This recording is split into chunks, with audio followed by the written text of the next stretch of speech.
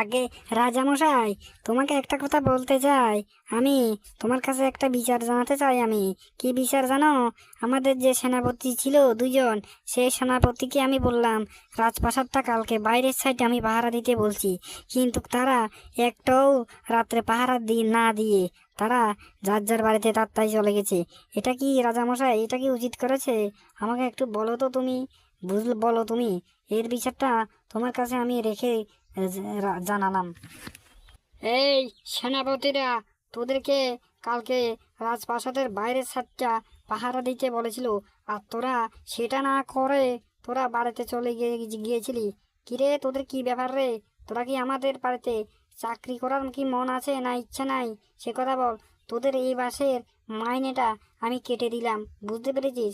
ইচ্ছা থাকলে আমার এখানে চাকরি কর, আর না হলে বেরিয়ে যা, বেরিয়ে যা, বুঝতে পেরেছিস?